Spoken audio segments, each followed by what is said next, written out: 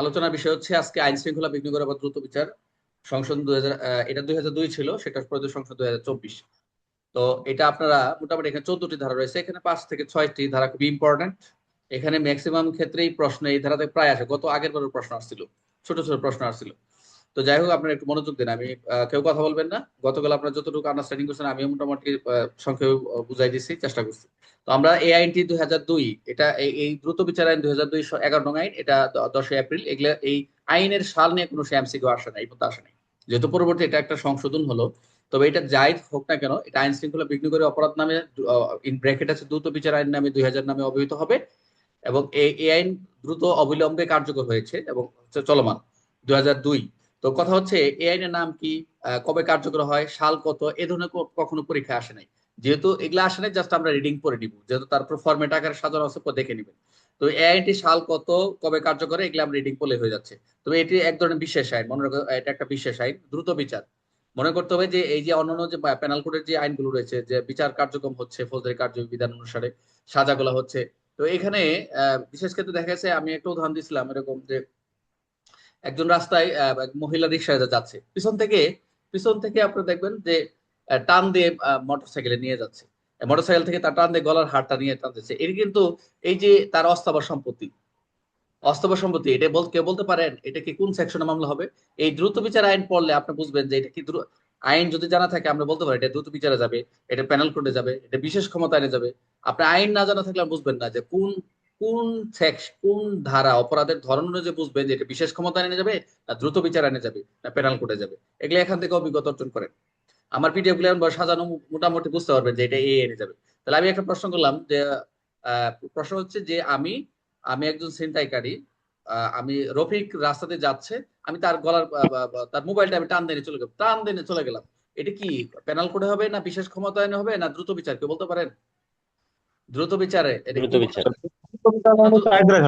আচ্ছা, দ্রুত বিচার আমি আমার অভিজ্ঞতা থেকে, আমি যখন থানায় কাজ করছি আমি দেখছি এটা চুরি মামলা নিচ্ছে, এটা দ্রুত বিচারে যাবে না।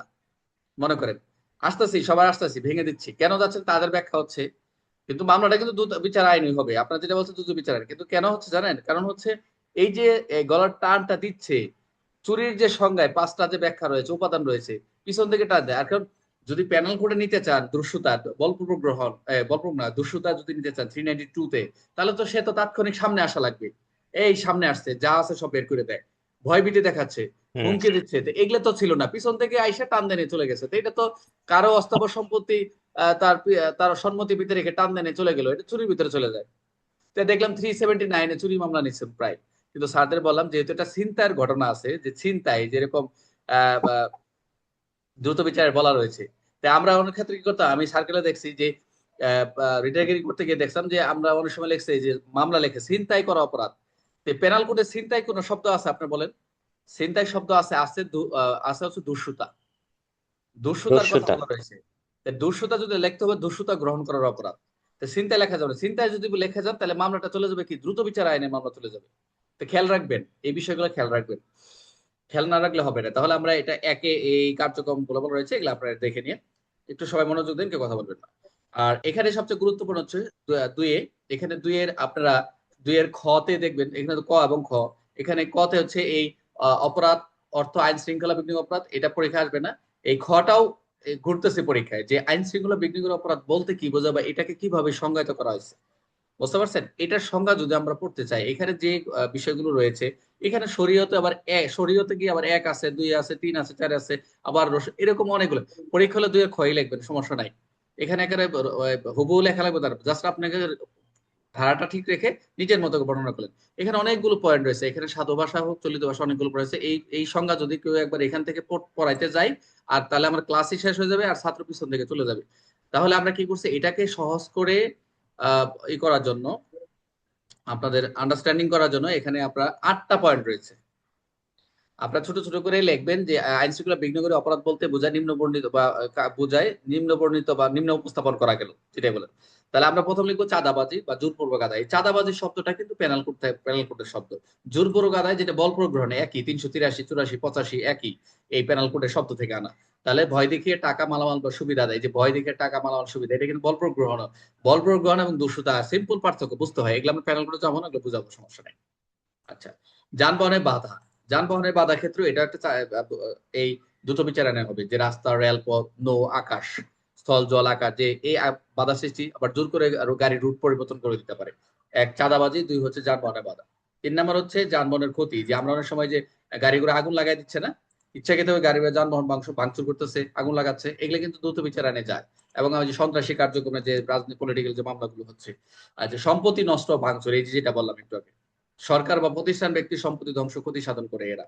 বুঝতে পারছেন? তাহলে যানবাহনের বাধা, যানবাহনের ক্ষতি, সম্পত্তি নষ্ট বা ভাঙচুর হতে পারে। আর হলো ছিনতাই, এই যে শব্দটা চলে আসছে, ছিনতাই, জোর করে টাকা, অলংকার, যে কোনো মূল্য জিনিস ছিনিয়ে নিচ্ছে, যে অলংকার, স্বর্ণালংকার।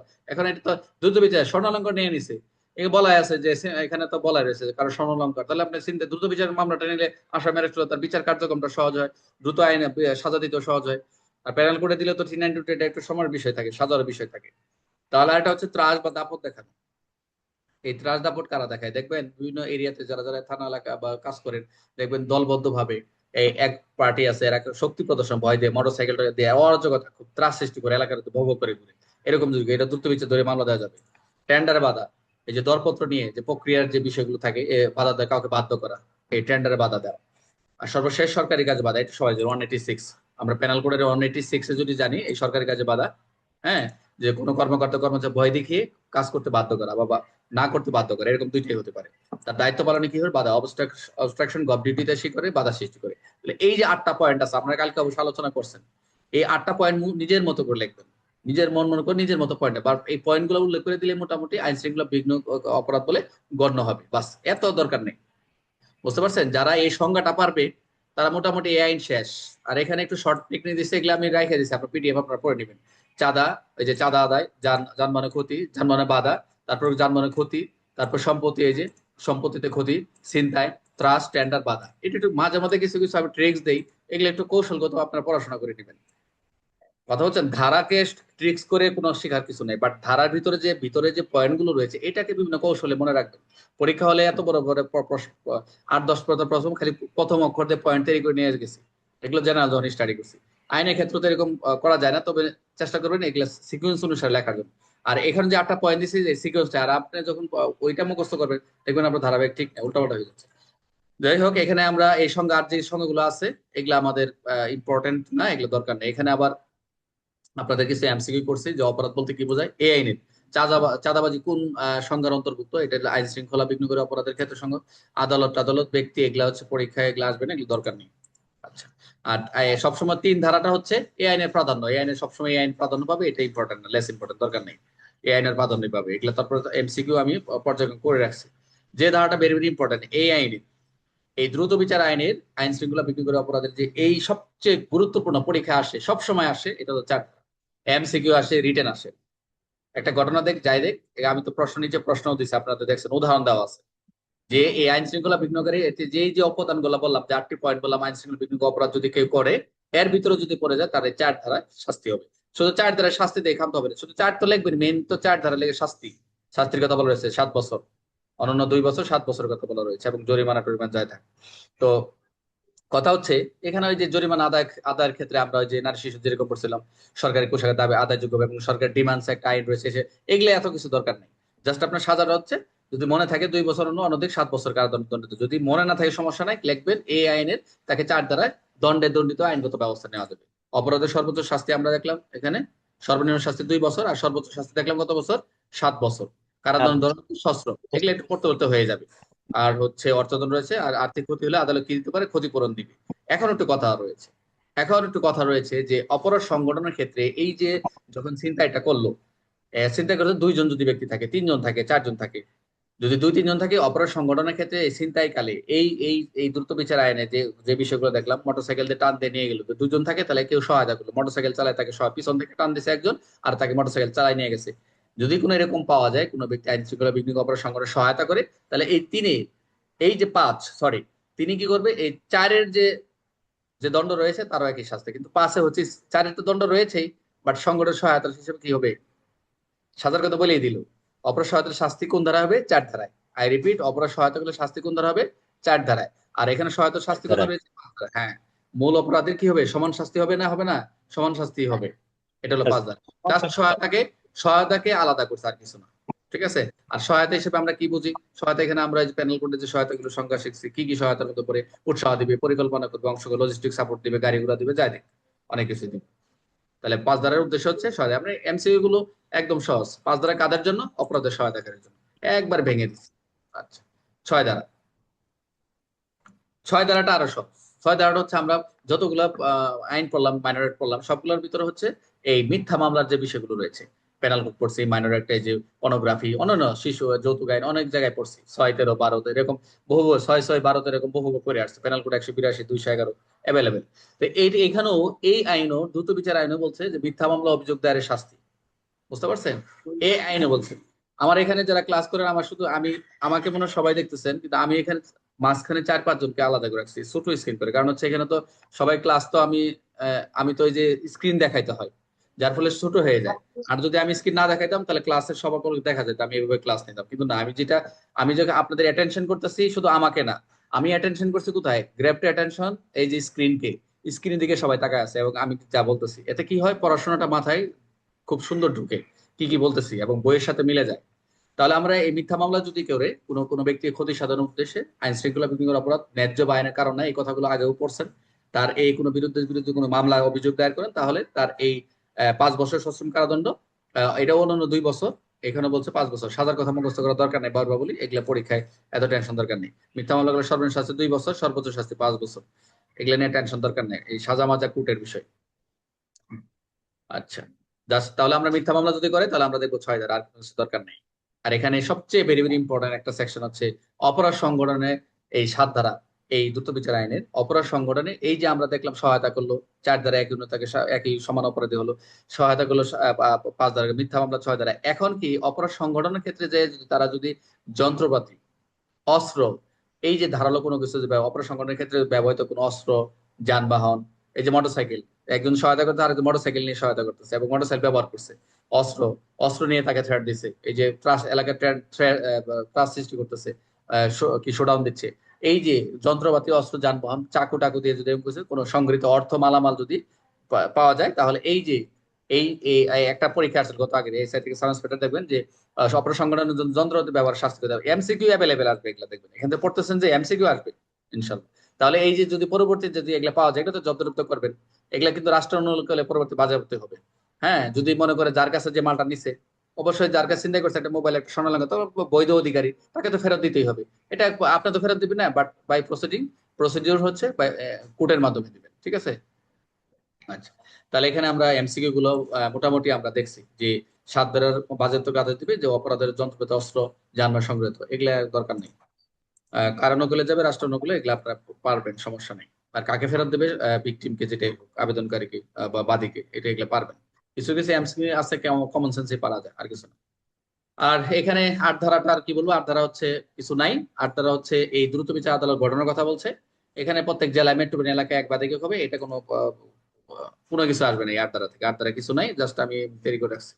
9 ধারা আদালতের এখতিয়ার, এটা একটু ইম্পর্টেন্ট আছে, এখানে একটা এমসিকিউ আসে, আদালতে এখতিয়ার অর্থাৎ কার অভিযোগ পেতে, অর্থাৎ মানে সরকার এমন একজন কর্মকর্তা রয়েছে, পরীক্ষা আসবে এমসিকিউ, ডাইরেক্ট বলা রয়েছে কার লিখিত রিপোর্ট আদালতে কগনিজেন্স নিতে পারে, কার লিখিত রিপোর্ট। এক কথা বলছে সাব ইন্সপেক্টর পদমর্যাদা, এসআই বা তদন্ত পুলিশ কর্মকর্তা।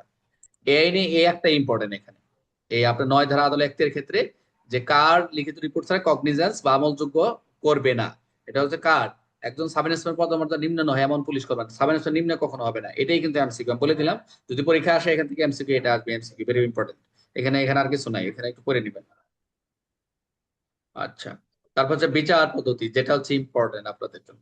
বিচার পদ্ধতি, এই আইনটার উদ্দেশ্য হচ্ছে সংক্ষিপ্ত বিচার, মনোযোগ দেন। এই আইনটা যে দ্রুত বিচার আইনের যে অধীনে যে বিচারটা হবে সবসময় সংক্ষিপ্ত, এই জন্য দ্রুত শর্টে বিচার হয়ে যায়, তাড়াতাড়ি সাজা দেয় আসামিকে, আসামি দ্রুত ভিকটিমও তার ন্যায্য ই পায়, আইনি এই পায়, কি বলে, তার যে ক্ষতিপূরণ এবং তার যে বিচারটা সঠিকভাবে পায় এই আইন।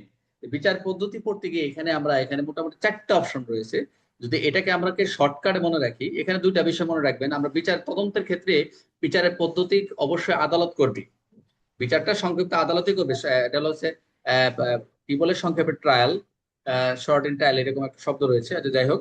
আর এটা মূলত বেসিক জায়গা থাকবে, এটা হচ্ছে ফৌজদারি কার্যবিধির যে অনুসারে কিন্তু এটা ফৌজদারি কার্যবিধি পুরোটাই অনুসরণ করবে, যতটুকু প্রয়োজন ততটুকু অনুসরণ করবে, এটা বলা হয়, সব আইনে একই কথা বলা হয়েছে।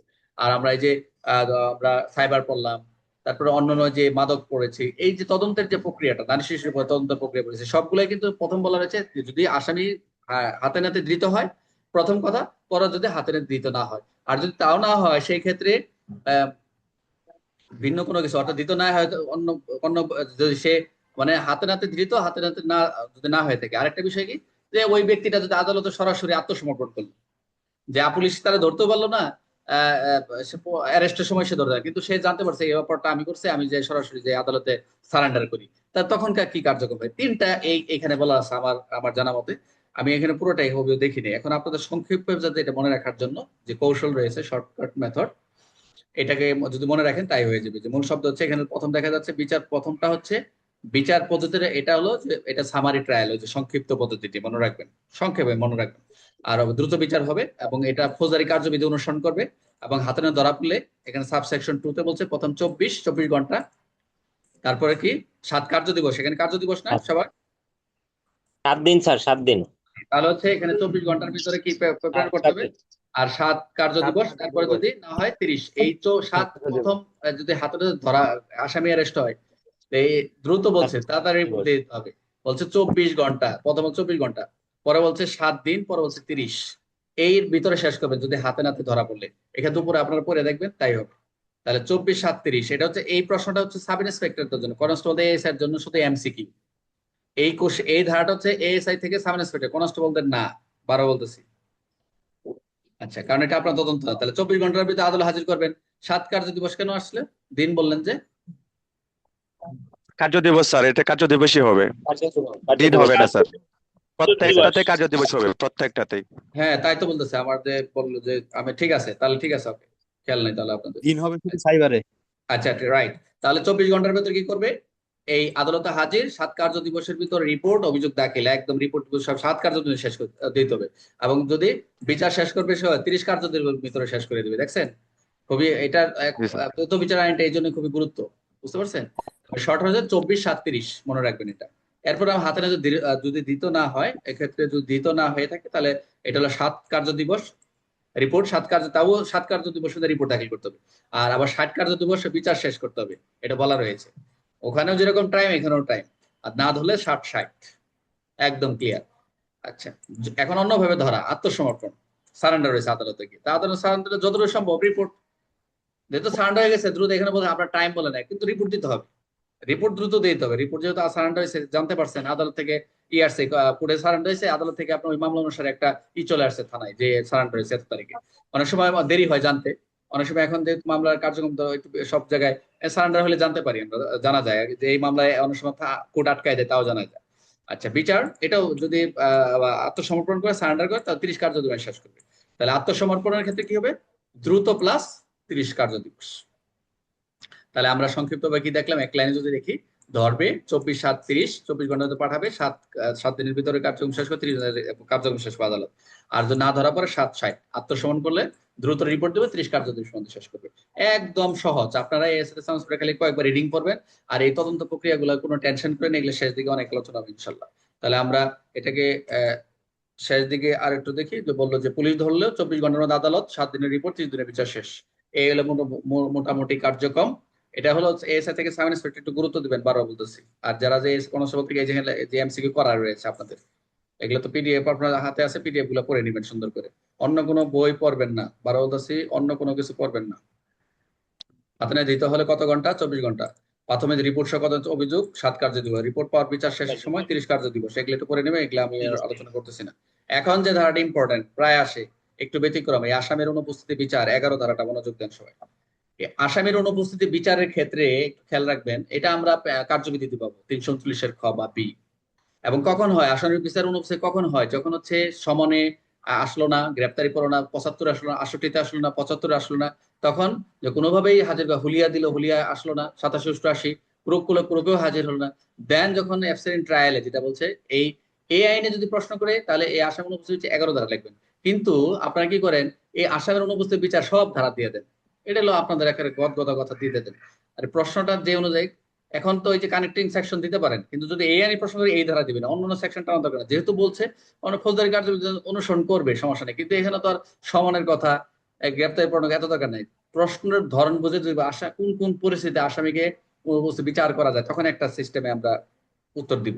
বাট যখন একটা ঘটনা বা একটা সে প্রশ্ন করে দিবে যে আসামি কোনোভাবেই আদালতে হাজির হচ্ছে না, পলাতক রয়েছে, এক্ষেত্রে আসামির এই দ্রুত বিচার আইনের আইন যে উল্লেখ করে দেয় সংশোধন বা এই 2002 এর বিধান কি, তখন কিন্তু আপনি 11 ধারা লিখবেন, অন্য কোনো সেকশন লেখা দরকার নেই, অন্য সেকশন লেখারই দরকার নেই। আপনি মনে করবেন না 5টা সেকশন লেখো মার বেশিও না, একদম জিরো পেয়ে যাবে। ঠিক আছে, তাই খেয়াল রাখবেন এগুলা। তাহলে এখানে আসামির অনুপস্থিত বিচারের ক্ষেত্রটা কেমন হবে, যে আসামিকে গ্রেপ্তার বা বিচারের জন্য কোনোভাবেই এরা এরা পলাতক রয়েছে, বা যে কোনো ভাবে হাইডিং রয়েছে, আত্মগোপন রয়েছে, একেবারেই কি বলে এটাকে পাওয়া যাচ্ছে না। তাই গ্রেপ্তারি পরোয়ানা জারির এখানে একটা এমসিকিউ রয়েছে, যে গ্রেপ্তারি পরোয়ানা জারির 7 দিনের মধ্যে গ্রেপ্তারের কোনো সম্ভাবনা নাই, যে ওয়ারেন্ট দিছে কোনোভাবে সম্ভাবনা হচ্ছে না, পসিবিলিটি নাই। আদালত অন্তত এখানে একটি বাংলা প্রতীক, এটা একটা এমসিকিউ। অন্যান্য জায়গায় দেখবেন 2টি বাংলা প্রতীক অন্য জায়গায় পড়বে, যা বলা রয়েছে নারী শিশু বা অন্য এসিড আইন, দেখবেন 2টা পত্রিকা। বাট এখানে একটা জায়গায় বলছে এমসিকিউ যে একটি বাংলা খবর একটা হচ্ছে বিজ্ঞাপিত করবেন প্রজ্ঞাপিত আদেশে, সেটা কতদিনের অন্য জায়গায় 15 দিন পাবে, এখানে 7 দিনের বেশি। দেখেন কতগুলো এমসিকিউ পাইলাম। 7 দিনের বেশি হবে না, তাহলে আদালত থেকে হাজির হওয়ার জন্য একটা নির্দেশ দিবে। ওই সময়ের মধ্যে যদি হাজির হতে ব্যর্থ হয়, তাহলে কি করবে, আদালত ওই ব্যক্তির অ্যাবসেন্ট ট্রায়ালে কার্যক্রম করবে। জাস্ট এইটুকু লিখলে হবে। কয়েকবার পড়বেন, 2-3 বার পড়বেন, তাহলে আসামি অনুপস্থিত বিচারের ধারা কত, 11 ধারা। এটা কয়েকবার পড়লে হয়ে যাবে ইনশাল্লাহ। আসামি অনুপস্থিত বিচারের ক্ষেত্রে কবে হবে, আর পলাতক হলে, আর কতদিন গ্রেপ্তারের সম্ভাবনা থাকলে 7 দিন। কোথায় বিজ্ঞপ্তি দিতে হবে, দৈনিক পত্রিকা। হাজির হওয়ার সময়সীমা সর্বোচ্চ কতদিন, 7 দিন। নির্ধারিত সময় হাজির না হলে অনুপস্থিতি বিচার কার্যক্রম। আমার যে পিডিএফ গুলা করা, আপনি যদি উপরে না বোঝেন, যদি এমসিইউ গুলো পড়েন, মোটামুটি ইনশাল্লাহ হয়ে যাবে। এই জন্য কোনো নার্ভাস ফিল করবেন না। যদি পিডিএফ গুলো একটু লম্বা হয়, একটু পেজ বেশি হয়, যারা প্রিন্ট করতেছেন করেন, আর যারা না হলে মোবাইলে আছে একটু দেখেন, নোট করেন, তাও ভালো করে পড়েন। আমার এই পিডিএফ গুলো পড়লে আপনার অন্য কোনো গাইডে যেতে হবে না, দেখবেন এখান থেকে অনেক নতুন নতুন কিছু শিখতেছেন। সর্বশেষ ধারা 14, পরীক্ষা আসে সবসময় এই ধারাটা আসে, ক্যামেরায় গৃহীত ছবি, রেকর্ডকৃত কথাবার্তা ইত্যাদি। আজকে আমি এমসিকিউ এখান থেকে দিচ্ছি আপনাদের ফেসবুকে, অনেকেই আনসার করছে, অনেকেই করেন নাই। তাহলে এই আইনের 14 ধারায়, অর্থাৎ দ্রুত বিচার আইনে কি বলতেছে, ক্যামেরায় গৃহীত ছবি, রেকর্ডকৃত কথাবার্তা, সাক্ষ্যমূলক, 2টা বিষয় বলছে। একটা হচ্ছে ক্যামেরায়, যে কেউ যদি রেকর্ড করে ক্যামেরায়, আপনি যদি রেকর্ড করেন বা যে কোনো থেকে এনএসসি হচ্ছে, বা কোনো কনভারসেশন পাওয়া যায়, এগুলা আদালতে কি হবে, এগুলা এভিডেন্স হিসেবে গ্রহণযোগ্য হবে, সাক্ষ্য মূল্য বিষয় করছে। এবং খুবই ইম্পর্টেন্ট এটা, এগুলো হচ্ছে ডিজিটাল সাক্ষ্য, আমরা জানি সাক্ষ্য আইনে। তাহলে কি কোনো পুলিশ বা আইন প্রয়োগকারী সদস্য, কোনো ব্যক্তি এই আইনে বর্ণিত কোনো অপরাধ সংগঠনে বা সংগঠনের প্রস্তুতি গ্রহণের সময় যদি কেউ এরকম সংগঠনের সহায়তা বা কোনো চলচ্চিত্র বা স্থির চিত্র ধারণ করে গ্রহণ করে, তাহলে কোনো কথাবার্তা, এরকম আলাপ আলোচনা রেকর্ড বা কোনো যদি ডিস্কে বা ধারণ করে বা যে কোনো ভাবে যদি ধারণ করেন, উক্ত চলচ্চিত্র বা ডিস্কের যে ট্যাব বা ডিস্কের যদি এই যে বিষয়গুলো যে আপনি দেখলেন, এইগুলা বিচারের ক্ষেত্রে অবশ্যই অবশ্যই সাক্ষ্য হিসেবে গ্রহণযোগ্য। ভেরি ভেরি ইম্পর্টেন্ট এই ধারাটা। যে কটা ধারা বললাম, যে 4, 5, 6, 7, আর এখানে হচ্ছে 11 আর 14, এখান থেকে একটা প্রশ্ন আসবে ইনশাল্লাহ রিটেনের ক্ষেত্রে। আর এগুলো তো এমসিকিউ সবসময় আসেই। তাহলে আমরা কি দেখলাম, ক্যামেরায় গৃহীত ছবি, রেকর্ডকৃত কথাবার্তাও কি হবে, আদালতের সাক্ষ্য হিসেবে গ্রহণযোগ্য হবে 14 ধারা। এখানে যে এমসিকিউ রয়েছে খুবই সহজ, এগুলা যেগুলো আছে 14 অনুযায়ী একটা প্রশ্ন, যে ছবি বা ভিডিও ধারণ কে করতে পারে, আমরা দেখলাম পুলিশ বা আইন প্রয়োগের সদস্য, অন্য কোনো ব্যক্তি, 3 জন, পুলিশ বা আইন প্রয়োগের বা অন্য কোনো ব্যক্তিও গ্রহণ করতেছে। যে একজন চিন্তা হচ্ছে একজন রেকর্ড করতেছে দূরে থেকে, রেকর্ডে যে মাঝে মধ্যে ভাইরাল হয় না, যে কি এই করতেছে, কুপাচ্ছে বা টাকাটা টান দিয়ে নিয়ে চলে যাচ্ছে, ভিডিও মোটরসাইকেল দিয়ে ফায়ার করতেছে বিভিন্ন, আমরা এইগুলো কিন্তু এই দ্রুত বিচার আইনে কিন্তু বলছে এই ডিস্কের ধারণ বা যে ইলেকট্রনিক ডিভাইসে, বিভিন্ন যে ডিজিটাল ডিভাইসে যদি এগুলো ধারণ করা হয়, এগুলো সাক্ষ্য এই এই এই আইনে 14 বিধান মোতাবেক কি হবে, আদালতে প্রযুক্তিক প্রমাণকে সাক্ষ্য হিসেবে গ্রহণযোগ্য করা যাবে। এই ছিল মোটামুটি গ্রহণযোগ্য আমাদের হবে। আলোচনা। আমাদের কালকে আপনারা 2টা ক্লাসে মোটামুটি 4টা গ্রুপে মোটামুটি ভালোই আলোচনা করছেন। আমি এক ক্লাসে মোটামুটি আলোচনা করে দিচ্ছি। এখন আপনাদেরকে 5 মিনিট সময় দিব, কে কোন সেকশনটা বুঝেন নাই একটু বলবেন।